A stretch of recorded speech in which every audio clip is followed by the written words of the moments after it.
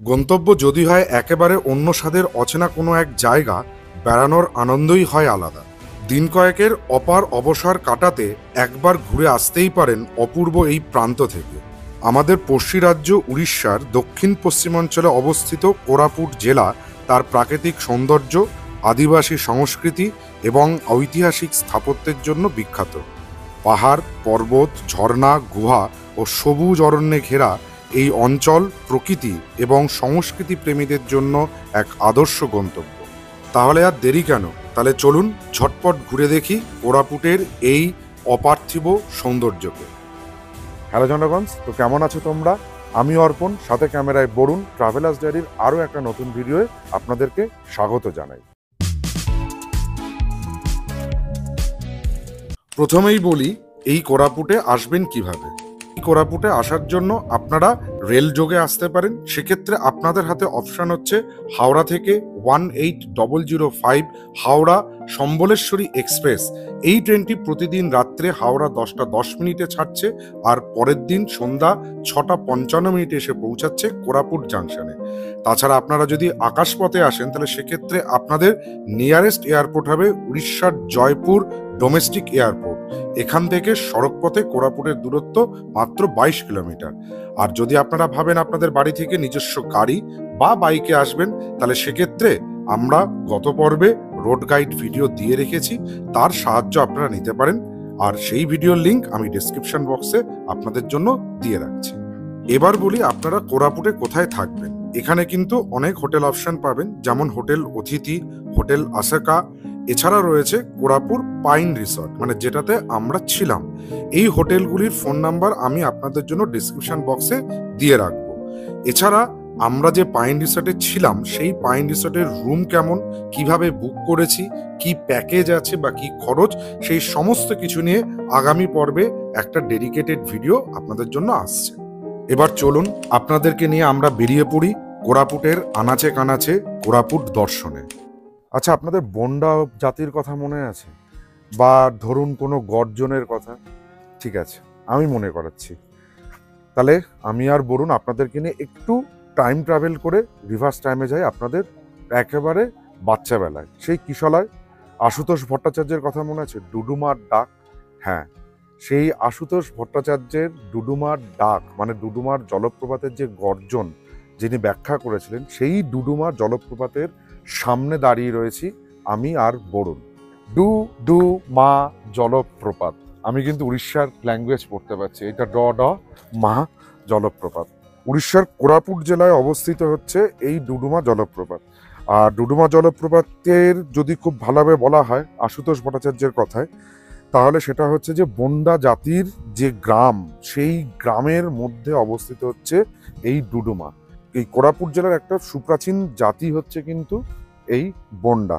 তো চলুন এই ডুডুমা জলপ্রপাতকে একটু দেখি।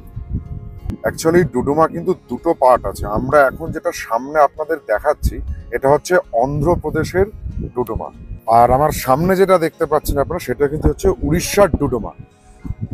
আশুতোষ ভট্টাচার্য ডুডুমার ডাক বলতে কিন্তু অ্যাকচুয়ালি এই ডুডুমার জলপ্রপাতের যে গর্জন সেটাকে বোঝাতে চেয়েছিলেন।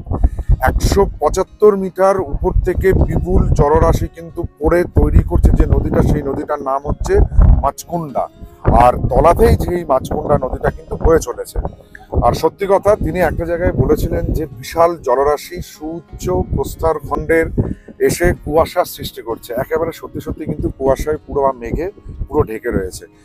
আর এমনিতেই বর্ষাকাল, খেয়ে দিয়ে ঝটপট করেই আমরা বেরিয়ে পড়েছি।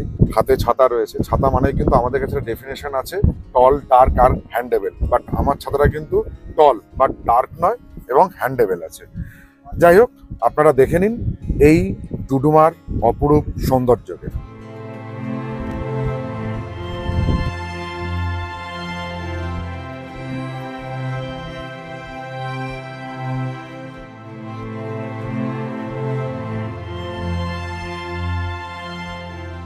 ক্ষণে ক্ষণে কিন্তু ডুডুমা তার রুট চেঞ্জ করছে।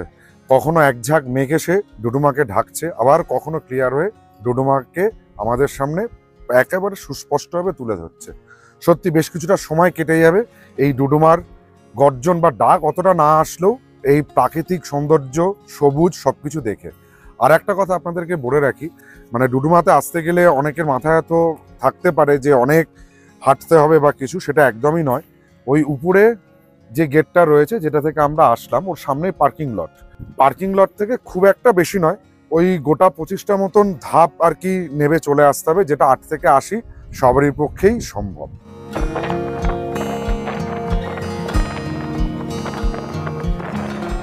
কোরাপুট এক্সপ্লোরেশন করতে বেরিয়েছি আমরা।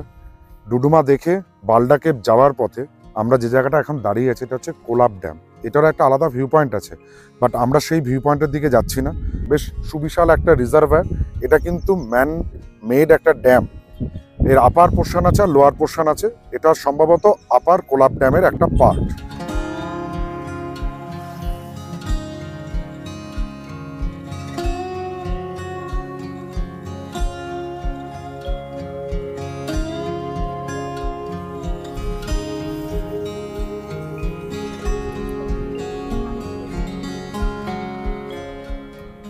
এই হচ্ছে বর্ষায় বৃষ্টিতে ভেজা ইস্টার্ন ঘাট সামনে। প্রতিটা বাঁক নতুন নতুন করে এক একটা গল্প আমাদের জন্য তুলে ধরছে, আর সেই জন্য দাঁড়িয়ে পড়ছি বারবার বিভিন্ন জায়গাতে। একবার ভিউটাকে দেখুন, কি সুন্দর লাগছে এই জায়গাটা। ফাইনালি একটা দুঃসাহসিক স্কিটি রাস্তার ওপর দিয়ে গাড়িকে নিয়ে এসে দাঁড়িয়ে আছে এই যে বালডা কেভের দোর প্রান্তে। এই কটা সিঁড়ি রয়েছে, সিঁড়ি দিয়ে এই সামনে রয়েছে বালডা কেভ। এবার চলুন এই বালডা কেভটা দেখে নিই। কোরাপুটে আসলে অন্যতম আর একটা কিন্তু অ্যাট্রাকশন বা টুরিস্ট স্পট হচ্ছে এই বালডা কেভ। এই বালডা কেভটা কিন্তু আসবেন, অবভিয়াসলি দেখবেন। ন্যাচারালি এই বালডা কেভটা তৈরি হয়েছে, পুরো মাথার উপরে পাহাড়, ছাদের মতন করে রয়েছে। সাবাস, জল পড়ছে।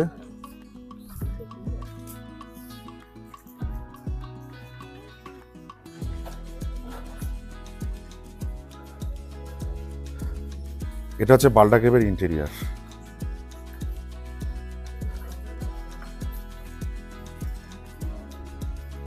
বালডা কেভের ভেতরে আমরা এখন নাগ দেবতার মন্দিরে নাগ দেবতাকে দর্শন করে নিলাম। বেশ ভালো, খুব ভালো লাগবে এই জায়গাটায় আসলে। এই জায়গাটা একটু অন্ধকার রয়েছে, বাট বাইরের দিকটাতে যেখানটা একটু চওড়া জায়গা, সেখানে কিন্তু দুখানা ন্যাচারালি আলো আসার মতন মুখ রয়েছে, সেখানটা বেশ আরও বেশি ভালো লাগছে। এই হচ্ছে বালডা কেভে যেখানটায় আলো আসছে, ঠিক সেই জায়গাটায় দাঁড়িয়ে আছি। এখানটাতে কিন্তু খুব সুন্দর একটা মুখের মতন হয়েছে, দেখে অনেকটা সে আগ্নেয়গিরির মুখের মতন লাগছে। আমার এক্স্যাক্টলি বলতে পারবো না, বেশ সুন্দর লাগছে জায়গাটা। ওপেনিং স্পেসটা রয়েছে, আলো রয়েছে।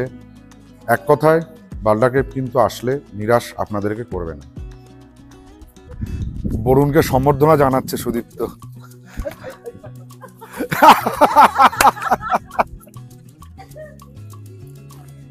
সিঁড়ি দেখিস, আর একটা স্টেপ আছে। ওয়েদার যদি ক্লিয়ার হয়, সূর্যদেব যদি আপনাদের প্রতি একটু সদাশীল হয়, তাহলে কিন্তু এখান থেকে কোলাব ড্যামটার একটা অপরূপ ভিউ দেখতে পারবেন। নট অনলি কোলাব ড্যাম, পুরো তলার যে ভ্যালিটা আছে, যেটা পেরিয়ে আমরা আসলাম, সেই জায়গাটা খুব সুন্দরভাবে চোখে পড়বে আপনাদের।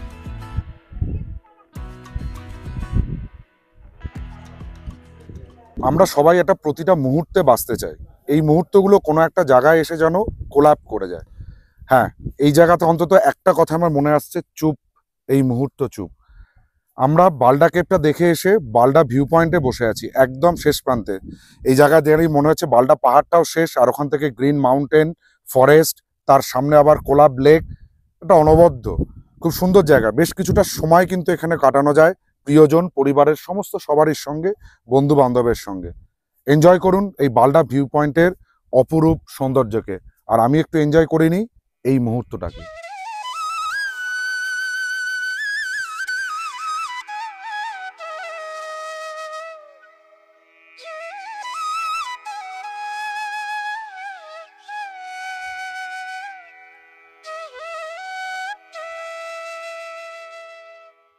Welcome to Balda cave, Odisha. আর এই মুহূর্তে আমরা দাঁড়িয়ে আছি বালডা লেকের সামনে। অনেকটা কিন্তু পথ আমরা হেঁটে আসলাম বালডা ভিউ পয়েন্ট দেখে। তার মধ্যেখানে সুদীপ্ত এক জায়গায় বেচারা পড়ে গেল কাদার মধ্যে। যাই হোক, সমস্ত কিছু বাধা বিপত্তি প্রতিকূলতাকে অতিক্রম করে আমরা এই মুহূর্তে দাঁড়িয়েছি বালডা পন্ডের সামনে। সিরিয়াসলি একটা সত্যি আলাদা অনুভূতি। এই জায়গাটা সত্যি মানে বালডা কেভের উপরের জায়গাটা বালডা টেবিলটা বলা আমার মনে হয় বেটার হবে। এটা একটা ভৌগোলিক বিস্ময়। আমরা মাউন্টেন বলতে যেগুলো সব বুঝে থাকি সেগুলো হচ্ছে হয় উঁচু উঁচু মাথায় বরফ, না হয় তার চারপাশ ঘিরে পাইনের জঙ্গল। বাট কোনো একটা জায়গায় এসে মাথাটা পুরো প্লেন, আর তার ভিউ যদি এরকম হয়, সাথে যদি থাকে এরকম সুদৃশ্য একটা পন্ড, তাহলে সেই একই কথায় ফিরি, এই মুহূর্ত চুপ, খালি এনজয় করুন।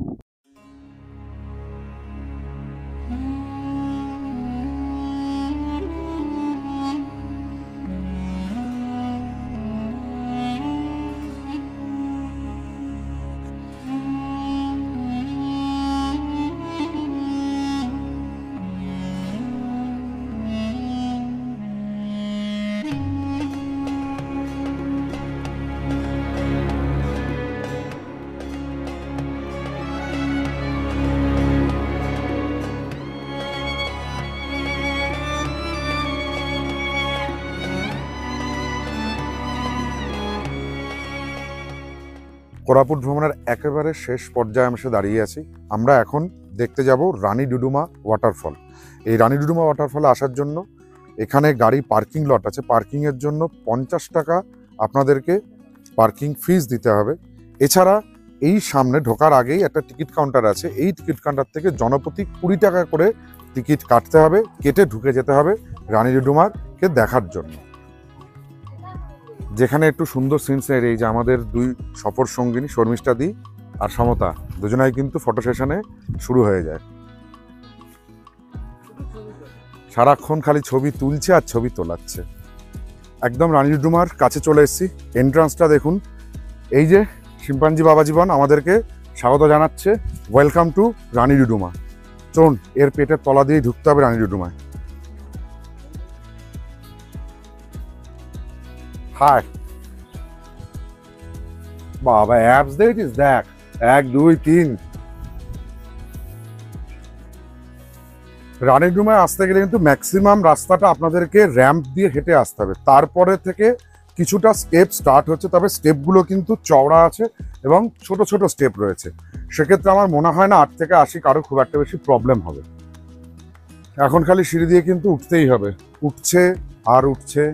চলুন আমরাও উঠি সাথে আপনাদেরকে নিয়ে। ডুডুমাতে ডুডুমার ডাক শুনতে না পেলেও রানী ডুডুমার গর্জন কিন্তু কানে আসছে। ফাইনালি পার্কিং লট থেকে অধিকাংশটা র্যাম্প আর কিছুটা সিঁড়ি পেরিয়ে প্রায় 700 মিটার আপনাদেরকে হেঁটে আসতে হবে এই রানী ডুডুমাকে দেখার জন্য। আমার পিছনে যেটা, সেটাই হচ্ছে রানী ডুডুমা ওয়াটারফল।